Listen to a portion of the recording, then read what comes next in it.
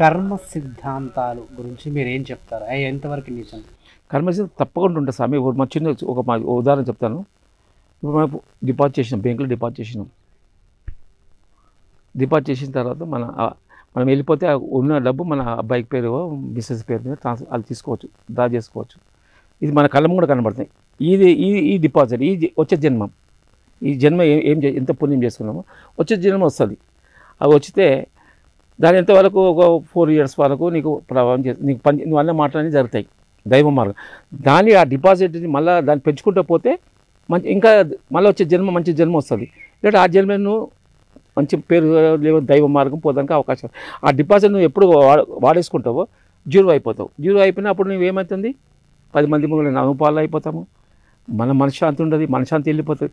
మనశ్శాంతి ఎవరి దగ్గర ఉందో, వాడు బిచ్చగాడు కానీ కోటిచ్చు కానీ ఎవరైనా కానీ, మనశ్శాంతి కరెక్ట్ ఎవరికి ఉండదో వాళ్ళు దేవుడితో సమానం. మనశ్శాంతి ఎప్పుడు పోతుందో అప్పుడు లోకానికి అటాచ్మెంట్ అయినట్టు వాళ్ళు, ఇంకా కొద్దిగా ఎక్కడో టచ్ అయి ఉన్నట్టు వాళ్ళు. అది పోవాలంటే దైవ మార్గంలో ఉండాలి. దైవ మార్గం అంటే మితారం చేయాలి, ధర్మ భోజనం చేయాలి, ఎవరేం బాధ పెట్టుకుంటూ ఉండాలి, ఎవరితో చెప్పుకుంటూ ఉండాలి, ఉన్నది చెప్పుకుని లేకుండా ఇవ్వాలి. అప్పుడు దైవ మార్గం పోవడానికి అవకాశం ఉంది. ఈ కర్మ సిద్ధాంతాలు మీరు నమ్ముతారు? 100% నమ్ముతాను. అంటే మనం ఒక తప్పు పని చేస్తున్నాం అంటే దానికి తప్పకుండా కర్మ అనేది తప్పకుండా పాపంకి. ఇప్పుడు ఒక గురువు గారు నాకు చాలామంది దత్తాత్రేయ 24 మంది గురువులు ఎట్టున్నారు. నాకు కూడా 60 మంది గురువులు ఉన్నారు. 60 మంది గురువులు. ఎట్లా అంటే ఒక కన్ను పోయింది ఒక అతనికి. ఎందుకు పోయింది కన్ను అంటే ఏదో చేసినాడు, పాప ఈ జన్మ అనుభవిస్తున్నాడు. ప్రతి ఒక్క దానికి ఒక నోరు లేదు, ఏదో తిట్టినాడు, కాలు లేదు, అమ్మన గురువున ఎవరిన తన్నినాడు, అందుకే ఈ జన్మ అనుభవిస్తున్నాడు. వీళ్ళంతా గురువులు సమానం. వీళ్ళంతా ఒక అతను నాకు రెడ్డి అని ఉండే ఒక అతను, మాణిక్ శర్మ శిష్యుడు. అతను చిన్న కథ చెప్పినాడు. అతను కలియుగంలో కొన్ని 1000 మంది తప్పులు చేసుకొని యమలోకంలో లైన్ కట్టేసినట. కొన్ని 1000 కిలోమీటర్లు పాపులు నిలబడరంట. వాళ్ళు రాత్రి పగలు వాళ్ళకి శిక్షిస్తే టైం సరిపోతలేదంట. అప్పుడు బాధపడి ఏం చేసినట్టు విష్ణుమూర్తి దగ్గర పోయినట యమధర్మరాజు. స్వామి మాకు టైమే లేదు, మా ఫ్యామిలీతో మాట్లాడడానికి లేదు, ఈ రెస్ట్ నిద్రపోదానికి లేదు, ఎట్లా అంటే అని చెప్పినట. కలియుగంలో 99% అనుభవిస్తారు కింద. కలియుగంలో ఓ 1% అప్పుడు నువ్వు వాళ్ళకు శిక్షించాలంటారు అనమాట.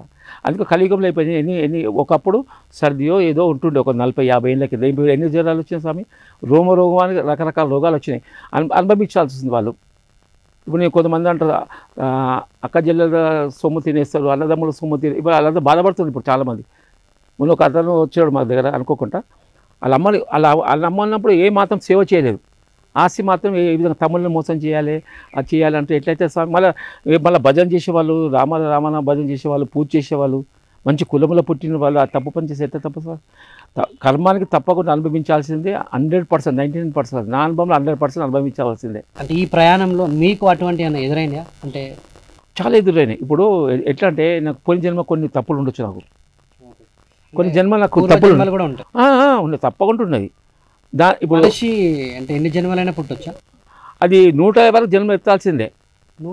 100 మనిషి పాపాలన్నీ అయిపోయే వరకు జన్మ ఎత్తాల్సిందే. అన్నీ ఇప్పుడు ఏ పాపం చేస్తే ఆ యోనిలో పుట్టాల్సిందే. పంది చేస్తే పందిలో పుట్టాల్సిందే.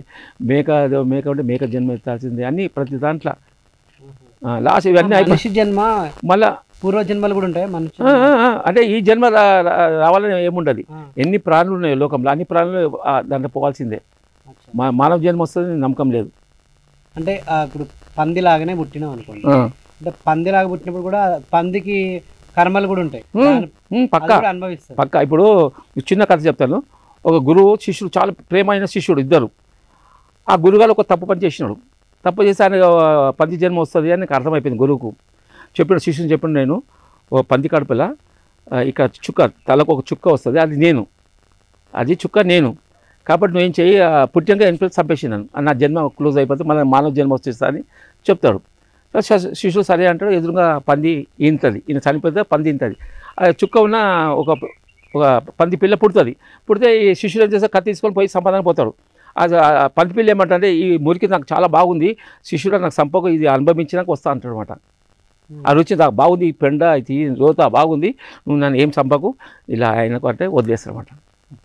ఆ జన్మ వస్తే అది అనుభవిస్తా, దానికి అదే సంతోషం కనబడుతుంది. అది ఇప్పుడు దొంగ ఉన్నాడు, ఉదాహరణకు దొంగ ఉన్నాడు, ఆ రుచి దొరికింది, కష్టపడేది లేదు, కొడతారు, పోలీసులు కొడతారు, తీసుకొని జైలు వేస్తారు, మళ్ళీ అనుభవిస్తారు, మళ్ళీ వస్తారు, మళ్ళీ దొంగతనం చేసుకుని పోతూనే ఉంటాడు వాడు చచ్చిపోయేదాకా.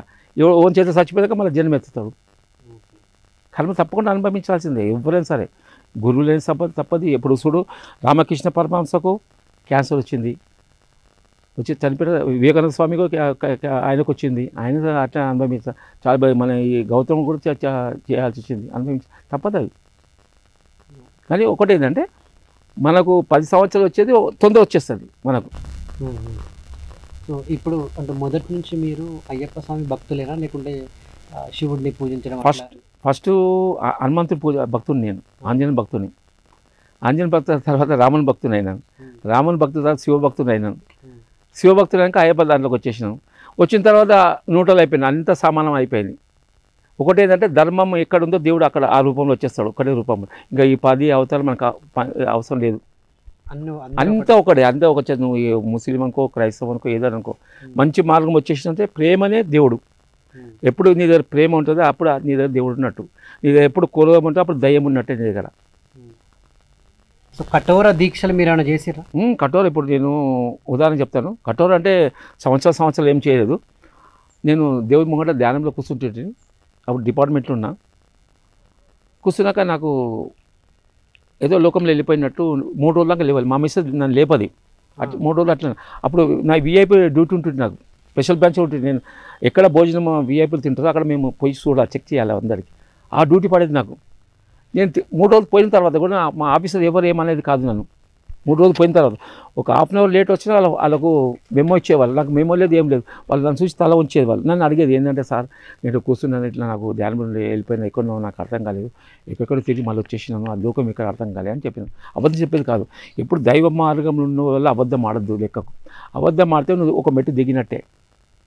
అబద్ధం ఆడినాక ఒక మెట్టు దిగినట్టే నువ్వు అనుకోవాలి, నీ మనసుకు అర్థమైపోతుంది. ఇప్పుడు ఇట్లా పట్టుకున్నాం అనుకోండి, ఇట్లా మట్టి ఇచ్చేసి నోటి రోగం వెళ్ళిపోతుంది, అంత శక్తి వస్తుంది. చనిపోయిన వాళ్ళు కూడా లేపొచ్చు స్వామి.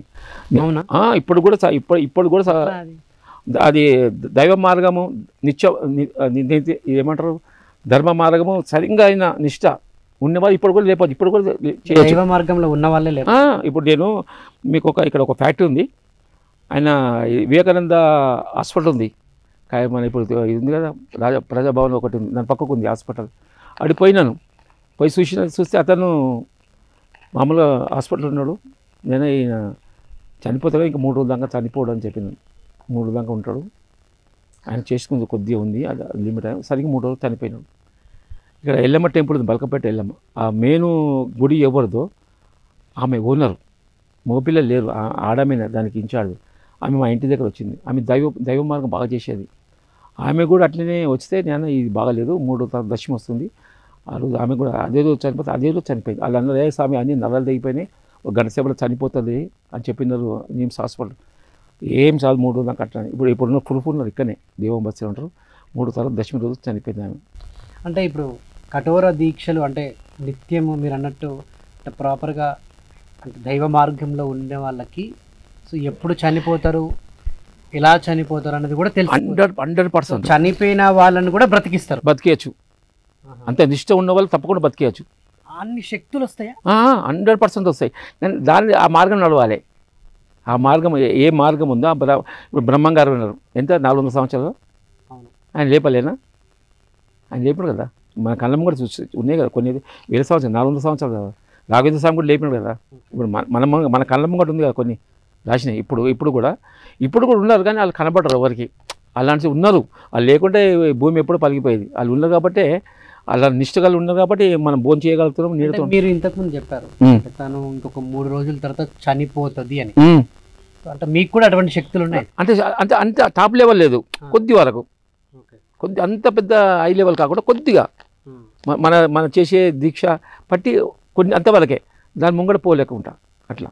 అంత పోవాలంటే ఇంకా చాలా నిష్ట. చాలా మనిషిని చూస్తే మీరు చెప్పగలుగుతారు 100% ఏం జరుగుతుంది, నీ జీవితంలో ఏం జరిగిపోయింది, ఏం జరగబోతుంది అన్నది ఇప్పుడు ఒక్కటి చెప్తాను నేను. ఇక్కడ బర్కత్ మన బాగలింగంపల్లి సాయిబాబా టెంపుల్ ఉంది, మీరు తెలుసుకోండి. అక్కడ వాళ్ళు ఆచార్యస్ వాళ్ళు మన దగ్గరికి వచ్చినారు. వస్తే వాళ్ళు బడిచోడు బస్ డిపో ఉంది కదా, అది నిమిలి బస్ స్టాండ్, ఒక రౌండ్ ఇది ఉండే. వాళ్ళు నా దగ్గరికి వచ్చినారు. వస్తే నేను ఇప్పుడు మానేశాను 1 ఇయర్ పట్టింది అది చెప్పకుండా దాక్కోవాలంటే. అది చెప్పాను, బాబు నువ్వు ముఖం చూసి చెప్పాను, నువ్వు బయట దేశం పోతావు, మీ చెల్లె పెళ్లి చేస్తావు, మీ అమ్మని మంచి చూస్తావు, కానీ దోషం ఉంది. మీ నాయన చనిపోతే నువ్వు ఇవన్నీ కార్యం చేయవు, మీ నాన్న ప్రాణం ఉన్నంత వరకు నువ్వు చేయలేవు అంటే ఏం చేసినారు వాళ్ళు ఓకే అన్నారు. అప్పుడు ఆ తల్లి కూడా ఓకే అన్నది, కొడుకు కూడా ఓకే అన్నాడు. ఓకే అంటే ఈ పని చేయి, పోయి మీ పెద్దనాన్న దగ్గరికి వెళ్ళి ఒక 5 రూపాయలు అడుకో, ఒక 5 రూపాయలు ఎంత ఇస్తే నాకు కాలేజీ కోసం ఫీజు కావాలంటే ఇస్తాడు. 30 రూపాయలు ఇచ్చినాడు ఆ టైంలో. తీసుకున్నాక తెల్లారి అతను చనిపోయినాడు, భర్త చనిపోయిన. ఇప్పుడు ఆ అబ్బాయి ఆస్ట్రేలియాకి పోయినాడు, గ్రీన్ కార్డు వచ్చింది, వాళ్ళ చెల్లెని పెళ్లి చేసినాడు. వాళ్ళమ్మ నా మీద కోపం వచ్చింది ఆమెకు, మా భర్తను కాపాడలేకపోతే దీనికి లింక్ ఉంది కాబట్టి మనం ఏం చేయలేం కదా, దానికి లింక్ ఉంది కాబట్టి మనం ఏం చేయలేం.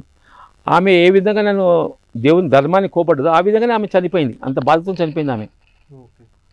ఎందుకంటే ఎప్పుడు ధర్మాన్ని ఎవ్వరు కానీ బాధ పెడతారో వాళ్ళు తప్పకుండా వాళ్ళు బాధపడాల్సిందే. సో ఎప్పుడు ఎవరు ఏ టైంలో చనిపోతారో కూడా మీరు చెప్పగలరు. అంటే చెప్పంటే ఇప్పుడు మా అమ్మ ఉంది, ఒక మాట నేను, మా అమ్మ ఉంది, మా నాన్నగారు జరిగిపోయారు. నేను శుభ్రమలలో పందెలం ఉన్నాను, అన్నం వండుతున్నాను, మా నాన్నగారు అలా కనబడ్డాడు వెళ్ళిపోతున్నాను. అప్పుడే మా అబ్బాయిని ఇద్దరిని పిలిచి, నాన్నగారు వెళ్ళిపోతున్నారు, వాళ్ళ కార్యక్రమం చేసుకోమను. 2 బస్సులు కనీసం 90% ఉన్నారు. అడుగు, మా అల్లుడు ఉన్నాడు, మా అబ్బాయి ఉన్నాడు, వంటలో అన్నంలో కనబడ్డాడు మా నాన్నగారు. చెప్పిన చనిపోతున్నాను నేను వెళ్ళిపోతున్నాను చెప్పినాడు మా నాన్నగారు. చెప్పినాక అప్పుడే పిలిచి చెప్పినాను, చూడు ఎవరు చెప్పకు, కనీసం 80% ఉన్నారు. అప్పుడు 2 బస్సులు కనీసాములు ఉన్నారు, ఎవరు చెప్పకు, వాళ్ళ కార్యక్రమం చేసుకొని పద్ధతులు నేను కలుస్తానని చెప్పేసినాను. చెప్పి నువ్వు అన్నాక నెక్స్ట్ డే ఫోన్ వచ్చింది, జరిగిపోయినాను. మా అబ్బాయి ఉన్నాడు, మా అల్లుడు ఉన్నాడు, తెలుసుకోండి కావాలంటే. వచ్చిన తర్వాత కూడా నేను వచ్చే పద్ధతులు నేను వచ్చేదాకా ముట్టలే, అక్కడ కాకి కూడా ముట్టలే, నన్ను చూసినాక కాకి ముట్టింది. మా అమ్మ కూడా 25 డేస్కి వెళ్ళిపోతాను చెప్పింది. 25 డేస్ మా అమ్మ కూడా వెళ్ళిపోయింది. మా అమ్మ చెప్పింది, నోటితో చెప్పింది, ఇక్కడే చెప్పింది, 25 రోజులు వెళ్ళిపోతున్నా అని చెప్పింది. మా అమ్మ కూడా అట్లనే వెళ్ళిపోయింది. కొన్ని ఏంటంటే స్వామి, మనం ఎందుకు ఊకోవాలంటే, ఇప్పుడు నీకు మంచి జరుగుతుందంటే అది సంతోషపడతారు, నీకు టక్కరైపోతే నువ్వు చచ్చిపోతే వాడు బాధపడతాడు. అవన్నీ అందుకే మానుకోవాల్సి వచ్చింది. నాకు నిజాలు చెప్పుడు చాలా మానుకోవాల్సి వచ్చింది. అందుకే 1 ఇయర్ ఇంట్లో దాగున్నాను, ఎవరు చెప్పకుండా. అన్నీ కనబడిపోతాయి. నీకు పిల్లలు పుట్టరు అంటే వాళ్ళు పెట్టొకటి వాళ్ళు ఏమంటారు, బాధపడతారు. ఒకటి. రెండోది ఏంటంటే, ఇప్పుడు మీరు వరంగల్లో బ్రిడ్జ్ చేసినారు, ఆయన రాఘవేంద్ర రైస్ మిల్ వాళ్ళు, రెడ్డిస్ వాళ్ళు తీసుకొచ్చింది నన్ను. తీసుకొస్తే అమ్మ నేను ఏం లేదు, భోజనము వండి పెట్టు, నేను వచ్చి తింటాను చెప్పి పోయినాను. నీట్గా కడిగింది పాపం. కడిగినాక 2 జామ పండ్లు ఇచ్చినాను, నీకు పిల్లలు పుడతారు అని చెప్పి. నన్ను ఎవరు తీసుకుపోయినారో పైన బంగ్లా పైన నుంచి నేను అప్పుడు కిందకే వచ్చిన, కిందకి వచ్చింది. ఆమె ఏమన్నది, పెద్ద డాక్టర్లు పిల్లలు కారన్నారు, ఈ ఆమెను తీసుకుపోయింది, ఆమె అనేసింది. నేను విన్నాను, ఇంకేమల్లి వెళ్ళిపోయినాను అంతే. వెళ్ళిపోయినా ఇద్దరు పిల్లలు, మీ పురుపులు రాఘవేంద్ర రైస్ మిల్ వాళ్ళు, అది వరంగల్ దగ్గర, అది ఊరి పేరు చెప్తాను. 2 ఆడపిల్లలు పుట్టారు. ఎవరు నాకు అన్నారు, వాళ్ళ అబ్బాయి చచ్చిపోయినాడు.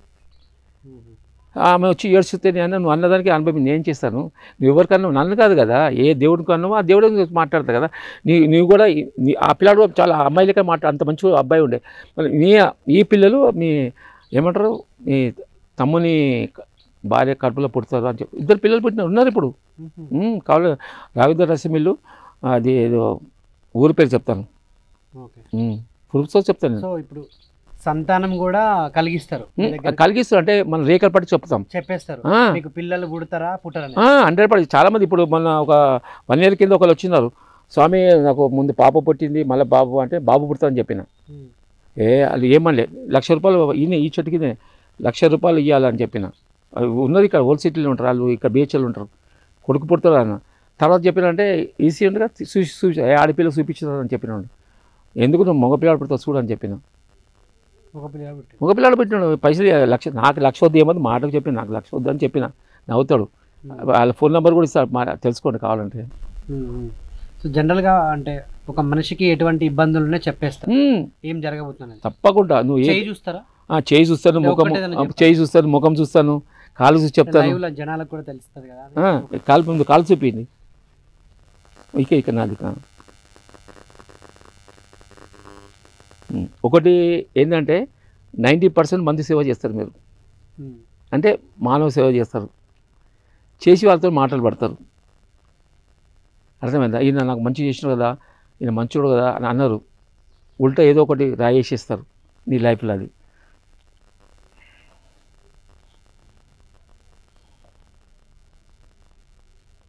ఇది పుట్టుమచ్చ, ఇది రేఖ. ఈ రేఖ ఉంటే మాంసం తినద్దు, ఇది ఉంటే దైవ మార్గం ఎక్కువ ఉంటారు మీరు, దైవ చింతన, దైవ మార్గం. ఈ రేఖ అర్థమైందా? ఇది ఉంది కదా, ఇది ఇక్కడ టచ్ అయితే ఇక పక్క పొట్టిపోయింది. ఈ టచ్ అయితే అనుకో నువ్వు కోటీశ్వరం అయిపోతావు. ఇప్పుడు కావాలంటే కోటీశ్వరం దగ్గర పోయి చూడు, నువ్వు ఈ రేఖ ఉంది కదా, దీని మధ్యన తలగాలి, పక్క పొట్టిపోయింది, వస్తుంటే పోతుంటే ఆ విధంగా ఉంటుంది. టచ్ అవుతుందా? టచ్ అయితే మీరు నియమం పట్టాలి, రేఖలు మారుతాయి, నియమం పాటిస్తాయి. ఇంకోటి ఏంటంటే సార్, ఈ మీ మిస్సెస్ కన్నా ఇంకోటి నీకు పరిచయం ఉండాలి, లేడీస్ పరిచయం ఉండాలి, నీకు ఉండాలే, ఉన్నారు అని చెప్తున్నా. అట్లా అర్థమైంది? ఈ రేఖలు అట్లున్నాయి. ఇంకా కొన్ని ఉన్నాయి చెప్పేట్టున్నాయి, ఇంకా చెప్పాలి, తర్వాత చెప్తాను ఎప్పుడు. ఒకటి తప్ప, ఇప్పుడు ఇది ఉంది కాబట్టి, ఇది ఉంటే చేంజ్ అవుతుంది, ఇది ఉంది కాబట్టి నేనేమి నియమాలు చెప్తాను ఆ నియమాలు పాటించాలి. 100% అవుతుంది, 100%, 99% కాదు, 100% అవుతుంది. ఇప్పుడు ఒకసారి తీసుకో, ఒకసారి పెయింట్ తీసుకో, 6 months తర్వాత చూడు, మళ్ళీ వచ్చి చూడు, మళ్ళీ రేఖ మారుతుంది, చేతుల రేఖలు 100% మారుతాయి. మనం ఏ విధంగా చేస్తుంటామో చేతుల రేఖలు చూసి కూడా, అంటే ఆయన చావుని కూడా డిసైడ్ చేస్తుందా? చావు అంటే దీంట్లో ఎప్పుడెప్పుడు ఏజ్లో ఎప్పుడు యాక్సిడెంట్ అవుతాయి, ఎప్పుడు తప్పించుకుంటావు, ఎప్పుడు తప్పించుకోలేవు, అవి కూడా మారుతాయి. నీకు గండాలు కూడా మనం పట్టి ఉంటాయి. ఇంకా ఎక్కువ మనం పాప ఎక్కువ చేసుకోకపోతే గంటలు ఇంకా ఎక్కువ టచ్ అవుతుంది. ఒకవేళ అది బాగా టచ్ చేస్తుంది. ఇప్పుడు నువ్వు మంచి పని చేసినావు అనుకో, సపోజ్ యాక్సిడెంట్ కావాలి, కింద పడిపోతుంది అంతే, నీకేం పెద్ద పదు, నీకే లారిపోదు, లారి పక్కకి వెళ్ళిపోతుంది. అలాంటి పని చేయిస్తుంది, వస్తుంది కానీ కొద్దిగా తగ్గించేస్తుంది. ఇంకోటి ఏంటంటే స్వామి, ఒకటి ఏంటంటే ఇప్పుడు వేద పాఠశాలలో చెప్తారు, వేదం నేర్చుకునేది ఎందుకంటే 10 మందికి ధర్మం నేర్పేదానికి. వాళ్ళు ఏం చేస్తారు, సత్యం కథకు నాకు 2000 ఇస్తేనే కథ చెప్తా అంటారు, తప్పది. ఇప్పుడు ఒక గరీబోడు ఉంటాడు, ఫ్రీ చేయండి, ఇంకో 500 చేయండి, 200 చేయండి, 2000 తీసుకో, అది చేసుకుని నీకేమైతే దాంట్లో బరకత్ అవుతుంది.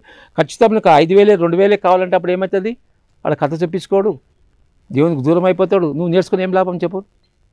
నువ్వు వేదం నేర్చుకొని పురోహితో జుట్టు పెట్టుకొని నేను బ్రాహ్మణ్ని పెట్టుకొని ఏం లాభం వచ్చింది?